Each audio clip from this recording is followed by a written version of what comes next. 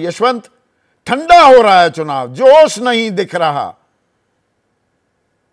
कुछ पकड़ में आ रहा है, स्थानीय हो गया, जातियों में बट गया, प्रो इनकम्बेंसी है या एंटी इनकम्बेंसी है?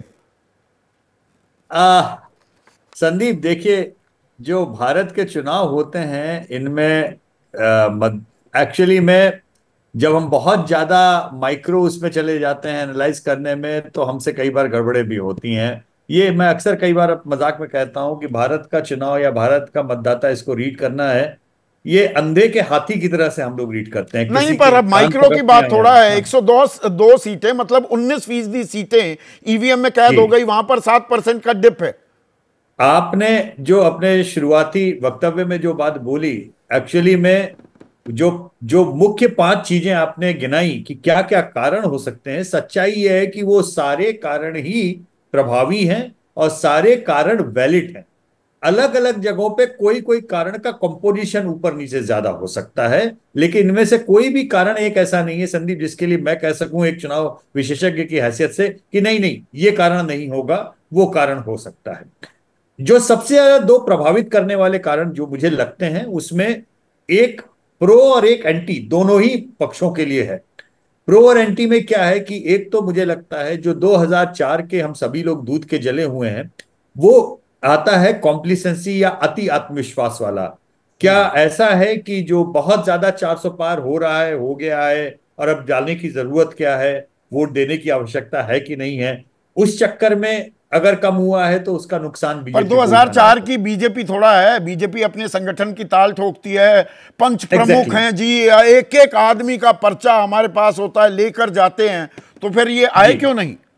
जी एग्जैक्टली तो इसलिए दूसरी तरफ फिर आकलन आपको करने के लिए मजबूर होना पड़ता है कि अगर जिस पक्ष के लिए हम बात करते हैं कि ये बेहतरीन चुनावी मशीनरी है और केवल संगठन के आधार पे उन्होंने अभी अभी मध्य प्रदेश का चुनाव जीता था संदीप, कोई कारण नहीं था हाँ, वो चुनाव जीतने का बीजेपी का, हम बिल्कुल। सभी जानते हैं, केवल और केवल संगठन के आधार पर निकला था।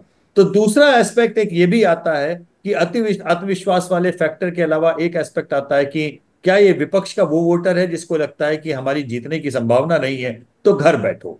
तो एक ये फैक्टर भी अपनी ओर इंपॉर्टेंट होता है। लेकिन जब आप बात करते हैं टर्नआउट में गिरावट की, तमिलनाडु के चाहे जितना कम ही गिरा हो लेकिन गिरा है, हाँ, 3% वहां के पे करीब गिरा है। हाँ, तो वहां पे विपक्ष किसको ट्रीट किया जाए? वहां पे विपक्ष क्या हम डीएमको को ट्रीट करें, या वहां पे ये सेंस एआईएडीएमके और बीजेपी के वोटर का ट्रीट करें कि अरे जीतना तो है नहीं तो कितना भी आप ताकत लगा ले, ये तो जितना वेस्ट डीएमके बंगाल को पर है भी बीजेपी। लागू होगा ना। पश्चिम बंगाल में 4% का ड्रॉप है, एग्जैक्टली 85 से 81, एग्जैक्टली 80 से ऊपर है, पर 4% जी गिरा है। एग्जैक्टली तो क्या पश्चिम बंगाल में बीजेपी के वोटर को उस तरीके की फीलिंग है कि जीतने की स्थिति नहीं है तो ना निकलो? तो ये मैं केवल ये कहना चाह रहा हूं कि सच्चाई ये है कि ये सारे राजनेता की तरह एस्पेक्ट बोल रहे हैं यशवंत, सीधे सवाल का जवाब नहीं दे। नफा किसका नहीं दिखता नहीं है, नहीं मैं नुकसान सीधे किसका नहीं नहीं दिखता है? मैं उसका कारण भी है। मैं संदीप, मैं अपने अपनी मैं आपके सवाल का बहुत सीधा जवाब दे सकता हूं, लेकिन मैं क्यों नहीं देना चाहता हूं मैं उसका कारण बता दूं। देखिए, मैं अकेला इस पैनल पे, आपके पूरे पैनल पे व्यक्ति हूं जो एग्जिट पोल के डेटा का प्रीवी है। तो मेरा कुछ भी बोलना उस तरीके के आकलन को बिल्कुल ही अलग ढंग से लोग निकालेंगे, इसलिए भी, और वो अनएथिकल होगा, इसलिए भी मैं नहीं, अपने वो तो चीजों को बहुत संभाल के प्रोवोक करना, जी डेविल्स एडवोकेट बनना, थोड़ा छौंक लगाना मेरा काम है। वो तो खैर जी मैं लगाता रहूंगा, लेकिन